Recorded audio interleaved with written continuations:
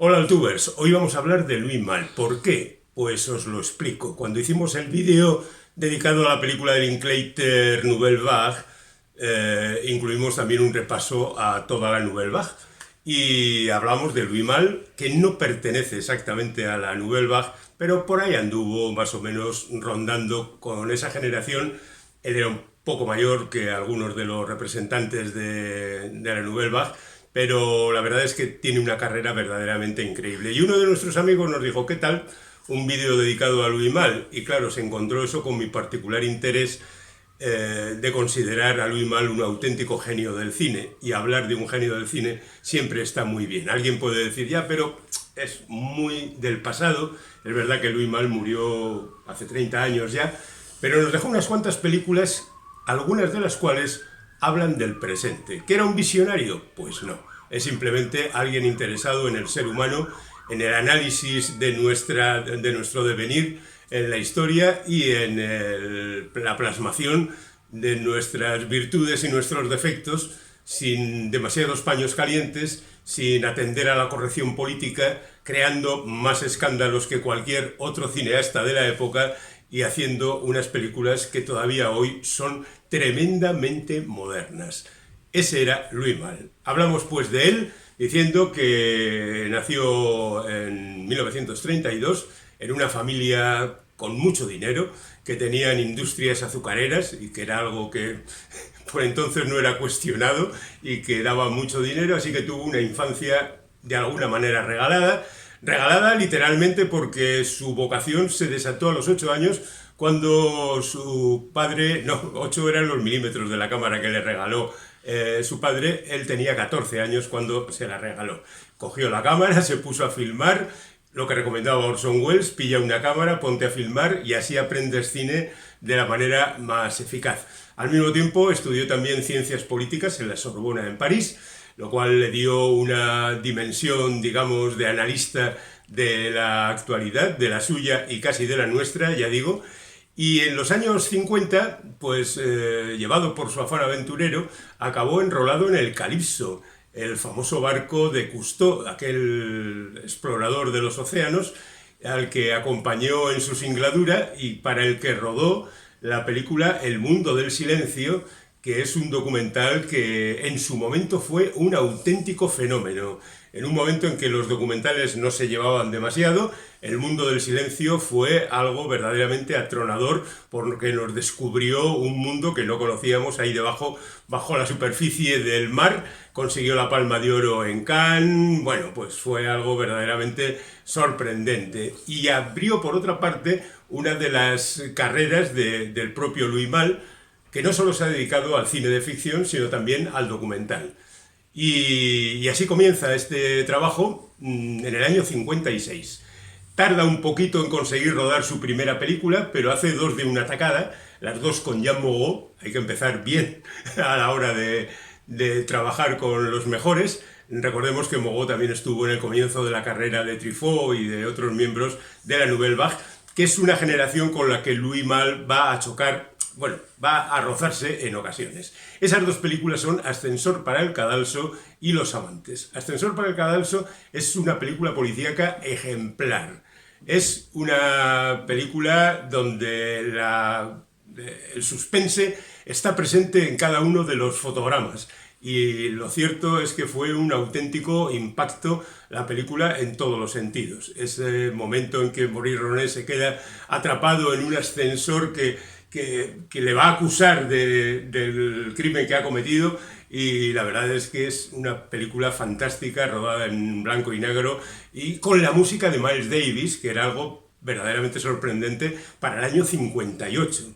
Los amantes, que es la película que rueda inmediatamente a continuación, también con Jean Moreau, es una película, digamos, más tranquila, pero a la que la violencia y el suspense le recorren por debajo. Es una relación amorosa muy atormentada, con dos protagonistas masculinos y una protagonista femenina, Jean Moreau, por supuesto, que van a vivir sus amores pasionales en una situación particularmente tensa.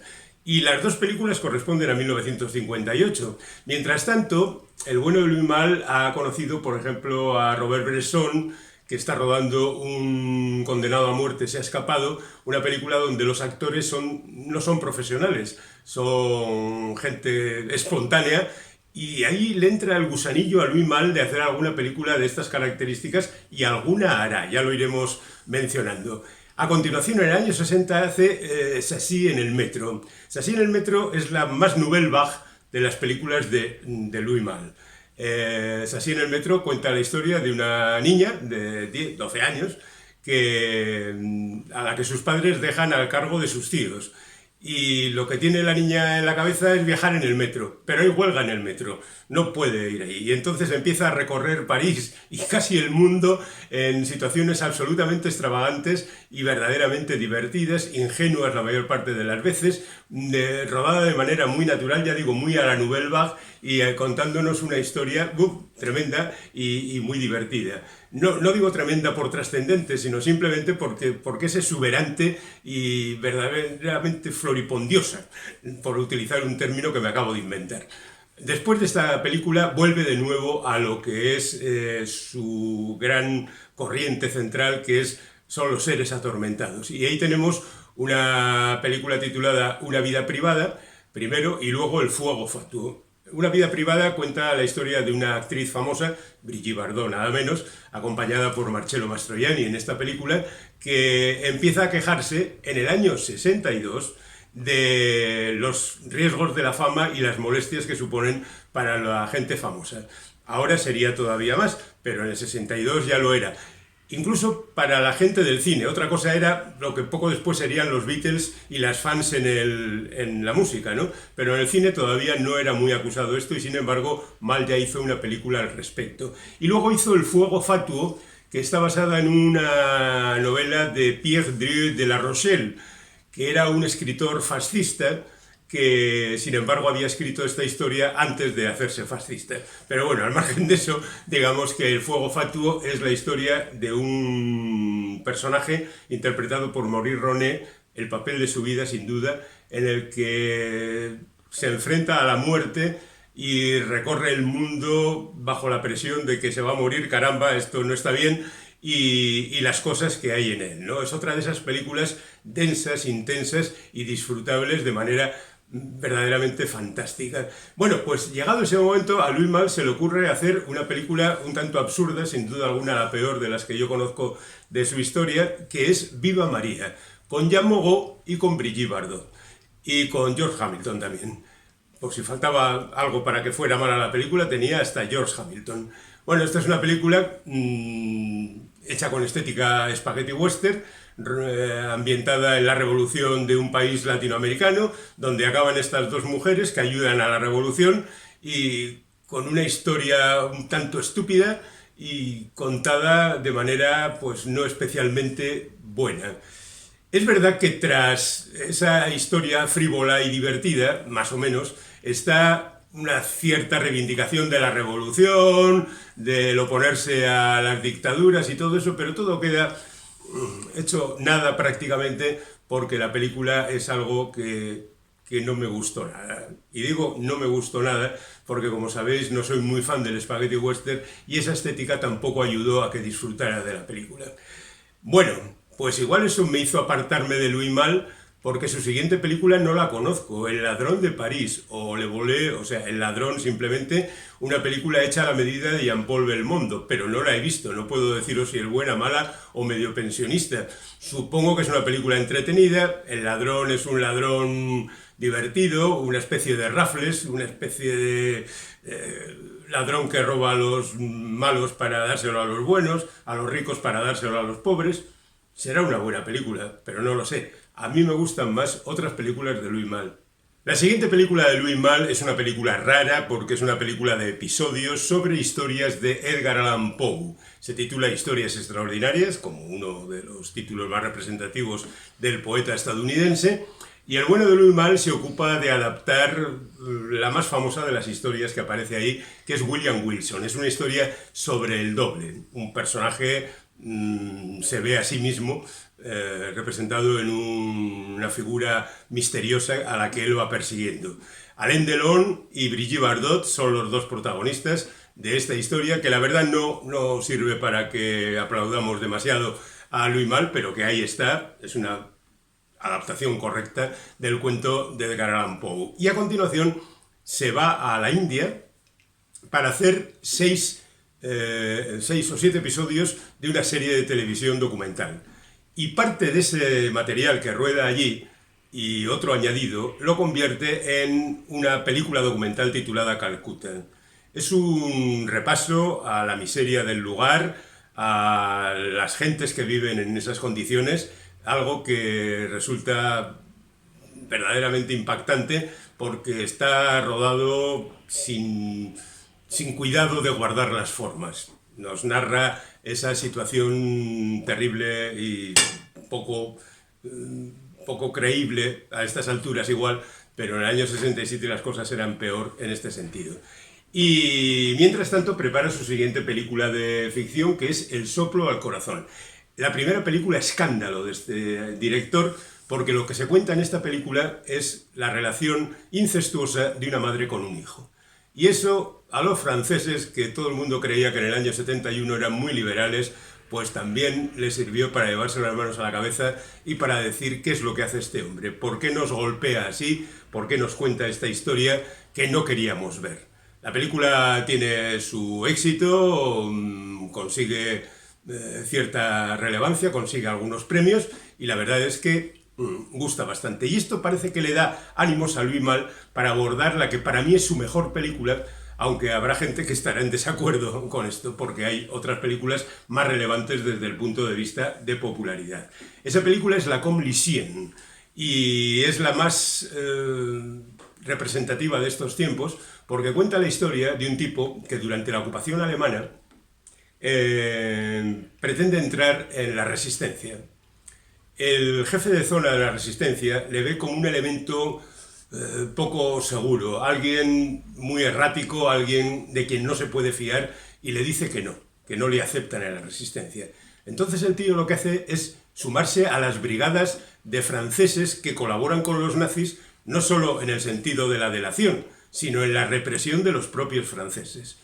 Y viene a mantener la teoría, el bueno de Louis Malle, de que, porque así lo representa en la escena inicial de la película, presentándonos a un individuo violento y salvaje, que cuando alguien es un asesino, pues encontrará su camino en un sentido o en otro, en lo aparentemente correcto o lo aparentemente muy incorrecto, pero que al final somos lo que somos y que nos convertimos en lo que nos convertimos porque no podemos llevar la contraria a nuestro ADN.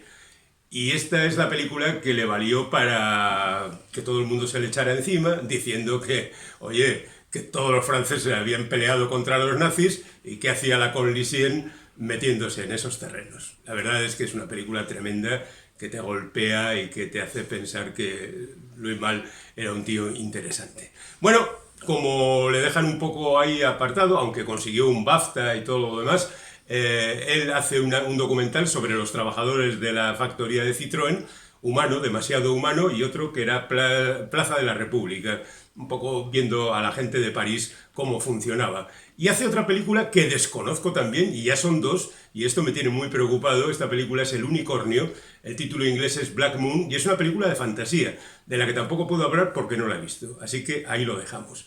Y él aprovecha esta película para irse a Estados Unidos, entrar en el mercado de Hollywood y hacer La Pequeña. Vaya, otra película escandalosa. La Pequeña nos habla de una niña que está trabajando en un burdel. Lanza Brooke Shields, la película, sirve para afianzar la carrera de Susan Sarandon, con la que Louis Malle tendrá después una relación amorosa bastante prolongada, y hace que de nuevo la gente se lleve las manos a la cabeza por contar esa historia vergonzosa. Una prostituta adolescente. ¡Uf! Vaya.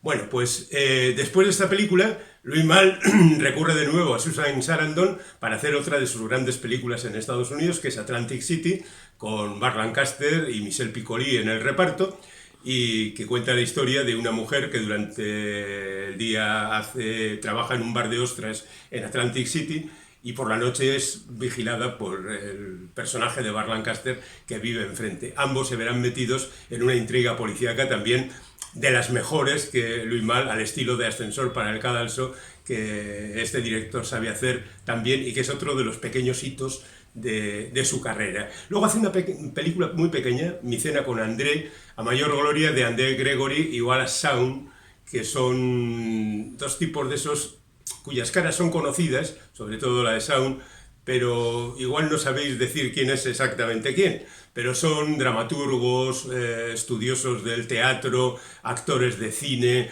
gente que ha trabajado mucho, y Mi cena con André es una cena entre los dos personajes, es decir, una cena muy hablada. Es una película que está muy bien y que gustaba mucho a la altura de 1981, pero bueno, tampoco...